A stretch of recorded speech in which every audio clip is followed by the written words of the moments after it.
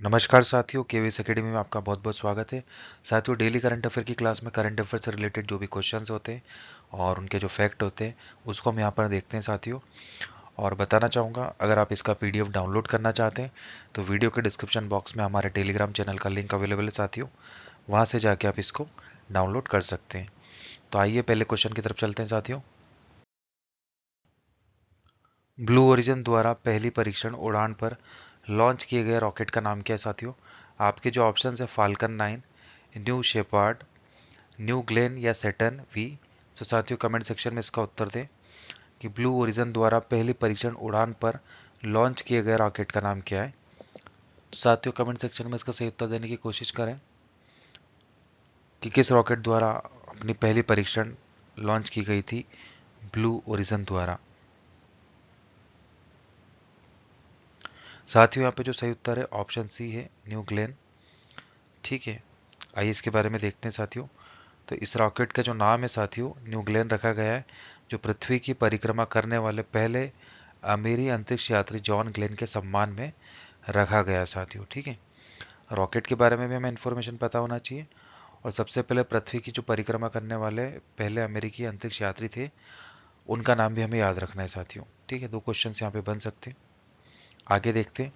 तो साथियों जो इसका आकार था वो 320 फीट 98 मीटर था। ठीक है, और जो इसकी पेलोड साइज थी साथियों, प्रोटोटाइप उपग्रह, परीक्षण उड़ान, भविष्य के मिशनों में उपग्रह उपग्रह कार्गो और अंतरिक्ष यात्री शामिल है साथियों। ठीक है, तो भविष्य में क्या क्या कर सकते हैं परीक्षण यहाँ पे, कि जो मिशनों में उपग्रह इन्होंने भेजना है कार्गो से रिलेटेड या अंतरिक्ष यात्री इन्होंने भेजना है, तो उससे रिलेटेड यहाँ पे काम किए जाएंगे इन फ्यूचर। और प्रक्षेपण जो स्थल था साथियों वो था Cape Canaveral, complex 36, Blue Origin पुनर्निर्मित ऐतिहासिक पेड़। ठीक है साथियों, तो इसी यहाँ से लॉन्च पेड से इसको लॉन्च किया गया था।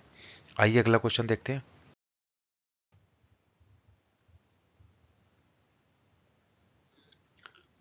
अंतरिक्ष कृषि प्रयोग के लिए इसरो द्वारा प्रयुक्त मॉडल का नाम क्या है साथियों?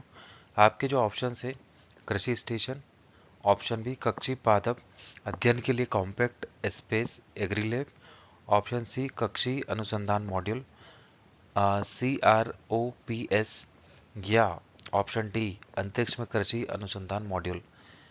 तो साथियों कमेंट सेक्शन में इसका सही उत्तर देने की कोशिश कीजिए कि अंतरिक्ष कृषि प्रयोग के लिए इसरो द्वारा किस मॉडल का प्रयोग किया गया था। तो साथियों यहाँ पे जो सही उत्तर है ऑप्शन सी है। ठीक है, आइए इसके बारे में देखते हैं साथियों। इस प्रयोग द्वारा इसरो द्वारा विकसित compact research module for orbital plant studies का उपयोग करके किया गया था। ठीक है साथियों, इसके प्रमुख बिंदु क्या, मिशन का जो नाम था वो था क्रॉप्स ऑर्बिटल प्लांट स्टडीज के लिए कॉम्पैक्ट रिसर्च मॉड्यूल। उद्देश्य क्या है साथियों इसका, दीर्घकालिक मिशनों के लिए अंतरिक्ष में पौधों की सतत वृद्धि, मतलब जो दीर्घकालिक जो हमारे मिशन रहेंगे तो उनके लिए अंतरिक्ष में सतत वृद्धि, मतलब जो भी हम वहाँ पे फूड से या प्लांट से उसको हम कैसे कंटिन्यूसली ग्रो करें, उसी से रिलेटेड ये मॉड्यूल था साथियों। ठीक है, ताकि नेक्स्ट जो भी हमारे अपकमिंग जो भी मतलब हम मिशंस लॉन्च करेंगे तो उसमें हमें यहाँ से कम सामान हम लेके जाएं। ठीक है, खाने के लिए हम कोशिश करें कि हम सारी चीज़ वहीं पे ग्रो करें जितनी हम कर सकते हैं। ठीक है, मुख्य चुनौती क्या क्या क्या आती है साथियों इसमें वो भी देख लेते हैं। सूक्ष्म गुरुत्व, विकिरण, तापमान में उतार चढ़ाव और सीमित सूर्य प्रकाश। ठीक है, तो इन सारी क्रिटिकल सिचुएशंस में भी हम वहाँ पे इसको ग्रो करना है। बड़ा कॉम्प्लेक्स प्रोसीजर होता है साथियों, आप इसका वीडियो देख सकते हैं, बहुत सारे अवेलेबल है कि कैसे इसरो ने इसको ग्रो किया है। खेती के तरीके क्या होते हैं साथियों यहाँ पे, हाइड्रोफोनिक्स, एरोफोनिक्स और मिट्टी जैसे माध्यम। ठीक है, आइए नेक्स्ट क्वेश्चन देखते हैं। नागरिकों के भारत के सैन्य इतिहास से जोड़ने के लिए लॉन्च किए गए ऐप और वेबसाइट का नाम क्या है साथियों? आपके जो ऑप्शन है भारत सैनिक दर्शन, भारत रणभूमि दर्शन, वीर भारत कनेक्ट या भारतीय युद्ध स्मारक यात्रा। तो साथियों कमेंट सेक्शन में इसका उत्तर दें।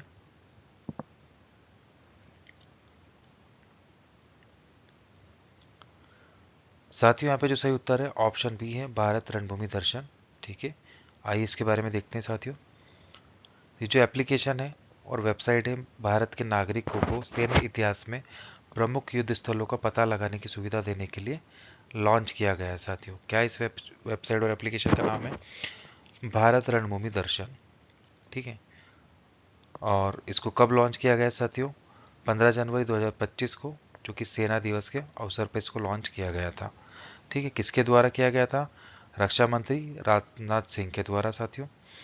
सहयोगी मंत्रालय कौन कौन से थे? रक्षा और पर्यटन, भारतीय सेना के सहयोग से इसको लॉन्च किया गया है साथियों। ठीक है, आइए अगला क्वेश्चन देखते हैं। एरोस्पेस कंपनी ब्लू ओरिजन की स्थापना किसके द्वारा की गई साथियों? आपके जो ऑप्शन है, Elon Musk, Jeff Bezos, Richard Branson या जॉन ग्लेन। तो साथियों इसका सही उत्तर देने की कोशिश करें। किसकी स्थापना किसके द्वारा की गई इस कंपनी की?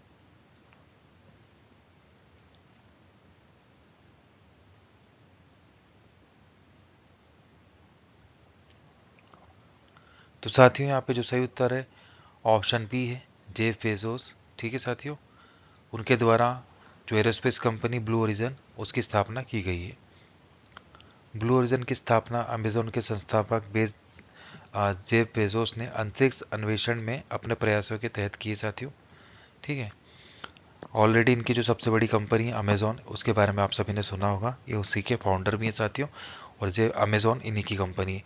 तो इन्हीं के द्वारा एरोस्पेस की जो कंपनी ब्लू ओरिजन की स्थापना की गई है साथियों। आइए अगला क्वेश्चन देखते हैं। बीसीसीआई के लोकपाल और नैतिकता अधिकारी के रूप में किसे नियुक्त किया गया है साथियों? आपके जो ऑप्शन है, न्यायमूर्ति अरुण मिश्रा, न्यायमूर्ति संजीव खन्ना, न्यायमूर्ति एन संतोष हेगड़े या न्यायमूर्ति आर भानुमति। तो साथियों कमेंट सेक्शन में इसका सही उत्तर दें कि बीसीसीआई के लोकपाल और नैतिकता अधिकारी के रूप में किसे नियुक्त किया गया है।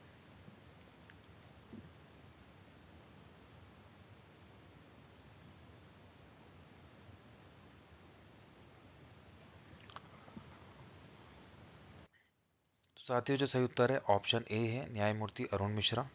ठीक है साथियों, आइए इसके बारे में देखते हैं साथियों। सर्वोच्च न्यायालय के पूर्व न्यायाधीश न्यायमूर्ति अरुण मिश्रा को बीसीसीआई का लोकपाल और आचार अधिकारी नियुक्त किया गया है साथियों, नैतिकता अधिकारी। ठीक है, और इनके प्रमुख बिंदु क्या क्या है साथियों वो भी देख लेते हैं हम। नए लोकपाल और नैतिकता अधिकारी न्यायमूर्ति अरुण मिश्रा को बीसीसीआई में नैतिक शासन सुनिश्चित करने के लिए नियुक्त किया गया है। ठीक है, केरल की प्रमुख उपलब्धि क्या क्या है साथियों इनकी? बार काउंसिल ऑफ इंडिया के सबसे युवा अध्यक्ष, राजस्थान और कलकत्ता उच्च न्यायालयों के प्रमुख न्यायाधीश। ठीक है साथियों, ये इनकी उपलब्धियां है, इसी के कारण इन्हें यह पद दिया गया है साथियों। बीसीसीआई सचिव देवजीत सेकिया ने जय शाह का स्थान लिया है साथियों, जो आईसीसी के चेयरमैन बने। बीसीसीआई के कोषाध्यक्ष कौन है साथियों? प्रभुतेज सिंह भाटिया कोषाध्यक्ष चुने गए हैं। ठीक है, तो ये सारे इंपॉर्टेंट फैक्ट थे साथियों इससे रिलेटेड क्वेश्चन जरूर बनेगा, इसको आप याद रखिएगा। आइए अगले क्वेश्चन देखते हैं। राष्ट्रीय ब्रॉडबैंड मिशन एनबीएम 2.0 का प्राथमिक उद्देश्य क्या है साथियों? आपके जो ऑप्शन है, पूरे भारत में सार्वभौमिक 5G नेटवर्क स्थापित करना। ऑप्शन बी, भारत के शेष 1.7 लाख गांवों को ब्रॉडबैंड से जोड़ना साथियों। ऑप्शन सी, सभी मौजूदा दूरसंचार टावर्स को 4G टावर से बदलना। या ऑप्शन डी, राष्ट्रव्यापी वाईफाई नेटवर्क बनाना। तो साथियों कमेंट सेक्शन में इसका उत्तर दें कि क्या इसका प्राथमिक उद्देश्य है।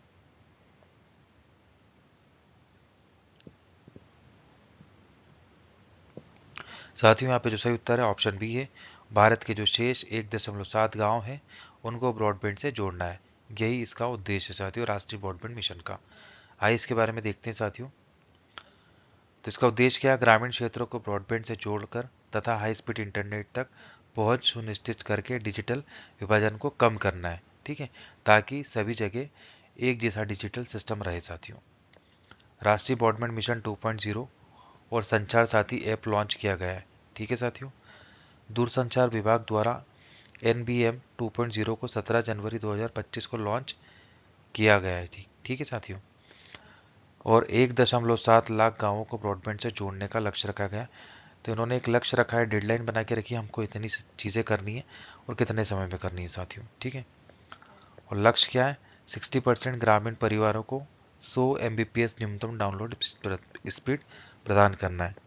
ठीक है साथियों, तो ये अच्छा लक्ष्य है, बिल्कुल हम आशा करते हैं कि जल्द से जल्द ये पूरा हो और ग्रामीण तक जो भी इंटरनेट की जो असुविधा हो रही है वो जरूर से जरूर खत्म हो जल्दी। आइए अगला क्वेश्चन देखते हैं। भारतीय प्राणी संरक्षण द्वारा खोजी गई नई पेंगुलिन प्रजाति का नाम क्या है साथियों? आपके जो ऑप्शन है, मेनिस पेंटा डेक्टाइला, ऑप्शन बी है मेनिस क्रिसिको डाटा, ठीक है साथियों, ऑप्शन सी है मेनिस जावानिका, या ऑप्शन डी है मेनिस इंडो वर्मानिका। तो साथियों इसका सही उत्तर देने की कोशिश करें कि कौन सी प्रजाति खोजी गई है नई भारतीय प्राणी संरक्षण द्वारा। साथियों यहाँ पे सही उत्तर है ऑप्शन डी मेनिस इंडो वर्मानिका। ठीक है साथियों, ये नई जो पेंगुलिन की प्रजाति है इसको खोज की गई है। आइए इसके बारे में देखते हैं साथियों। तो नई प्रजाति मेनिस इंडो वर्मानिका की पहचान ZSI द्वारा इंडो वर्मन क्षेत्र में पेंगुलिन की एक अलग विकासवादी शाखा के रूप में की गई है। ठीक है साथियों, यहाँ इसके प्रमुख बिंदु क्या है साथियों वो देखते हैं। तो ZSI वैज्ञानिकों द्वारा नई इंडो वर्मी पेंगुलिन प्रजाति की खोज की गई है। विचलन मेनिस पेंटा डेक्टाइला चीनी पेंगुलिन से लगभग 3.4 मिलियन वर्ष पुराने पूर्व विचलन हुआ है। ठीक है साथियों, विकासवादी प्रभाव प्लियोसीन और प्लियोस्टोसीन युग के दौरान जलवायु और भूवैज्ञानिक बदलाव। ठीक है साथियों, और आनुवंशिक दूरी 0.038 विशिष्ट प्रजातियों की पुष्टि करने वाली महत्वपूर्ण आनुवंशिक दूरी। आइए अगला क्वेश्चन देखते हैं साथियों। भारतीय रिजर्व बैंक RBI ने INR खाते के संबंध में क्या महत्वपूर्ण नीतिगत बदलाव पेश किए हैं साथियों? तो बदलाव क्या है साथियों, उसका जो सही उत्तर है प्राधिकृत बैंकों की विदेशी शाखा गैर निवासियों के लिए INR खाते खोल सकती है। ठीक है साथियों, आइए इसके बारे में देखते हैं साथियों। भारतीय रिजर्व बैंक की नई नीति अधिकृत बैंकों की विदेशी शाखा को गैर निवासियों के लिए भारतीय रुपयों में खाता खोलने की अनुमति देती है, जिसका उद्देश्य भारतीय रुपयों के वैश्विक उपयोग को बढ़ावा देना है। और मेन पॉइंट्स क्या है साथियों वो भी देख लेते हैं यहाँ पे। वैश्विक व्यापार में भारतीय रुपयों के उपयोग को बढ़ावा देने के लिए RBI ने अधिकृत बैंकों की विदेशी शाखाओं को गैर निवासियों के लिए INR खाता खोलने की अनुमति दी थी साथियों। ठीक है, उद्देश्य अंतर्राष्ट्रीय व्यापार में INR के उपयोग को बढ़ावा देना साथियों। ठीक है, अब अनिवासी लोग सीमा पार लेन देन और निवेश के लिए INR खातों का उपयोग कर सकते हैं। ठीक है, ट्रांजेक्शन बढ़ेगी तो जो हमारी करेंसी है उसकी पॉपुलैरिटी भी बढ़ेगी साथियों। ठीक है, और वो स्ट्रॉन्ग भी होगी। व्यापार पे क्या प्रभाव होगा साथियों इसका? गैर निवासियों के लिए भारतीय रुपयों में निपटन आसान हो जाएगा। ठीक है, आइए अगला क्वेश्चन देखते हैं। नोवाक जोकोविच ने सबसे अधिक ग्रैंड स्लैम्स मैच खेलने का किसका रिकॉर्ड तोड़ा है साथियों? आपके जो ऑप्शन है राफेल नाडाल, एंडी मरे, पीट संप्रास या रोजर फेडर। तो साथियों कमेंट सेक्शन में इसका उत्तर दे। नोवाक जोकोविच ने सबसे अधिक ग्रैंड स्लैम्स मैच खेलने का रिकॉर्ड किसका तोड़ा है? साथियों यहाँ पे जो सही उत्तर है ऑप्शन डी है रोजर फेडरर। ठीक है, इसका रिकॉर्ड नोवेक जोकोविच के द्वारा सबसे अधिक ग्रैंड स्लैम मैच खेलने का तोड़ा गया है। तो सोल फेडरस ने इससे पहले 429 ग्रैंड स्लैम मैच खेलकर ये रिकॉर्ड अपने नाम किया है साथियों, किया था। ठीक है, प्रमुख बिंदु क्या है साथियों? नया रिकॉर्ड क्या है? सर्वाधिक ग्रैंड स्लैम्स 430, जो तोड़ा गया है किसके द्वारा? नोवाक जोकोविच द्वारा साथियों। ठीक है, ग्रैंड स्लैम खिताब 24 किसी भी पुरुष द्वारा सर्वाधिक, और ग्रैंड स्लैम फाइनल खेले गए जो 37 फाइनल फेडरर से 6 अधिक साथियों। ठीक है, तो इन्होंने कितने खिताब जीते हैं साथियों? 24, जो किसी भी पुरुष द्वारा सर्वाधिक है साथियों, और ग्रैंड स्लैम फाइनल जो उन्होंने खेले हैं 37 फाइनल खेले हैं जो फेडरर है उससे 6 अधिक साथियों। ठीक है, आइए अगला क्वेश्चन देखते हैं साथियों। विकास भारत संकल्प यात्रा का प्राथमिक उद्देश्य क्या है साथियों? आपके जो ऑप्शन है पर्यटन को बढ़ावा देना, ऑप्शन बी राजनीतिक रैलियां आयोजित करना, ऑप्शन सी विकास और कल्याणकारी योजनाओं में जागरूकता पैदा करना और जनता की भागीदारी को सुनिश्चित करना, या ऑप्शन डी सांस्कृतिक उत्सवों को आयोजन करना। तो साथियों कमेंट सेक्शन में बताएं विकसित भारत संकल्प का प्राथमिक उद्देश्य क्या है। तो साथियों यहाँ पे जो सही उत्तर है ऑप्शन सी है, विकास और कल्याणकारी योजनाओं में जागरूकता पैदा करना और जनता की भागीदारी को सुनिश्चित करना साथियों। ठीक है, आइए अगला क्वेश्चन देखते हैं। ईरान और पाकिस्तान के बीच हालिया तनाव का मुख्य कारण क्या है साथियों। आपके जो ऑप्शन है धार्मिक मतभेद, सीमा विवाद, आर्थिक प्रतिस्पर्धा या सांस्कृतिक संघर्ष। तो साथियों सही उत्तर है ऑप्शन बी सीमा विवाद। सीमा विवाद के कारण ही दोनों के बीच में टेंशन चल रही है, ईरान और पाकिस्तान के बीच में। आइए अगला क्वेश्चन देखते हैं।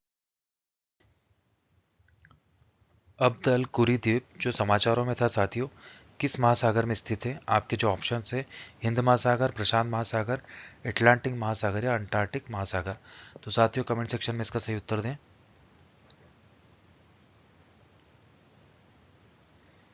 साथियों यहाँ पे सही उत्तर है ऑप्शन है हिंद महासागर में ये स्थित है। आइए इसके बारे में देखते हैं। सैटेलाइट इमेज में यमन के अब्द अल कुरी द्वीप पर लगभग पूरी हो चुकी हवाई पट्टी अब दिखाई दे रही है, जिसे संभवतः यूएई ने बनाया साथियों। अब्द अल कुरी द्वीप सोकोट्रा से 65 मील्स दक्षिण में और हिंद महासागर में सोकोट्रा द्वीप समूह का हिस्सा है साथियों। ठीक है, हालांकि यमन का हिस्सा है, लेकिन यह द्वीप भौगोलिक रूप से सोमालिया के करीब है, जो केप ग्वादर दफोई से लगभग 110 उत्तर पूर्व में है साथियों। ठीक है, यह द्वीप चट्टानी है और 35 किलोमीटर लंबा और 5 किलोमीटर चौड़ा है। ठीक है, जो इसका क्षेत्रफल है साथियों वही है। और इसका सबसे ऊंचा जो बिंदु है 700 मीटर पर माउंट जेबेल सालेह है साथियों। 500 से भी कम निवासियों के साथ इसके निवासी मुख्य रूप से मछली पकड़ने पर निर्भर है साथियों। ठीक है, क्योंकि इतनी कम आबादी है और आसपास पानी ही पानी है, तो यहाँ पे जो निर्भरता है वो सी फूड पे ही रहेगी साथियों। और बस्तियां कच्ची सड़क से जुड़ी हुई है। इस द्वीप में स्थानिक यूफोरबिया अब्दुल करी पौधा भी पाया जाता है साथियों। ठीक है, आइए अगला क्वेश्चन देखते हैं। Trojan 155 towed artillery gun system Bharat और किस देश द्वारा विकसित की गई साथियों। आपके जो ऑप्शन है रूस, ऑस्ट्रेलिया, फ्रांस या जापान। तो साथियों कमेंट सेक्शन में इसका सही उत्तर दें कि किन दो देशों के बीच में ये विकसित की गई है। एक कंट्री जो भारत है, तो दूसरा कौन है जो सहयोगी जिसके द्वारा ये विकसित की गई है साथियों। साथियों यहाँ पे सही उत्तर है फ्रांस। तो भारत और फ्रांस ने मिलकर इसे बनाया साथियों। आइए इसके बारे में देखते हैं। तो भारत और फ्रांस द्वारा विकसित Trojan 155 towed artillery gun system को आर्मेनिया से निर्यात ऑर्डर मिला है साथियों। ये 155 52 calibre load towed gun system है, जिसे लार्सन एंड टूब्रो एलएनटी और केएनडीएस फ्रांस द्वारा संयुक्त रूप से विकसित किया गया है और भारत में इसका निर्माण किया गया है साथियों। ठीक है, आगे देखते हैं। इस गन की जो रेंज है साथियों 40 किलोमीटर से अधिक है, जो गोला बारूद पर निर्भर करती है और इसे आधुनिक युद्ध के लिए डिजाइन किया गया है साथियों। इसमें उन्नत लक्ष्यीकरण, फायर कंट्रोल सिस्टम, आसान परिवहन के लिए मॉड्यूलर डिजाइन और तेज फायरिंग दर और इलाके के अनुकूलता की विशेषताएं साथियों। ठीक है, तो आगे देखते हैं साथियों नेक्स्ट क्वेश्चन क्या है।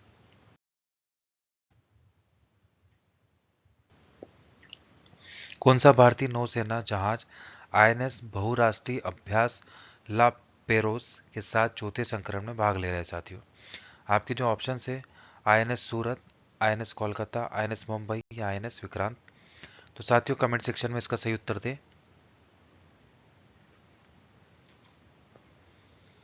तो साथियों यहाँ पे जो सही उत्तर है ऑप्शन सी है आईएनएस मुंबई। ठीक है, आइए इसके बारे में देखते हैं साथियों। तो स्वदेशी रूप से निर्मित गाइडेड मिसाइल विध्वंसक आईएनएस मुंबई ला पेरोस अभ्यास के चौथे संस्करण में भाग ले रहा है। ठीक है, इस अभ्यास में हमारे साथ Australia, France, UK, US, Indonesia, Malaysia, Singapore और कनाडा की नौसेना शामिल है साथियों। हम सब मिलकर ये अभ्यास कर रहे हैं। ठीक है। ये समुद्री स्थिति संबंधी जागरूकता, निगरानी, अवरोधन, हवाई संचालन और सूचना साझाकरण को बढ़ाने पर केंद्रित है। ठीक है साथियों। यह अभ्यास भारत की नौसेना की तालमेल, अंतर संचालन क्षमता और नियम आधारित समुद्री व्यवस्था के प्रति प्रतिबद्धता को दर्शाता है साथियों। ठीक है। आइए अगला क्वेश्चन देखते हैं। प्रधानमंत्री संग्रहालय और पुस्तकालय सोसाइटी की कार्यकारी परिषद के अध्यक्ष के रूप में किसे नियुक्त किया गया है साथियों? पुनः किसे नियुक्त किया गया है? ऑप्शन है राजीव कुमार, स्मृति ईरानी, नुपेंद्र मिश्रा या सैयद अता हसनैन। तो साथियों कमेंट सेक्शन में इसका सही उत्तर दें। किसे पुनः अध्यक्ष के रूप में नियुक्त किया गया है?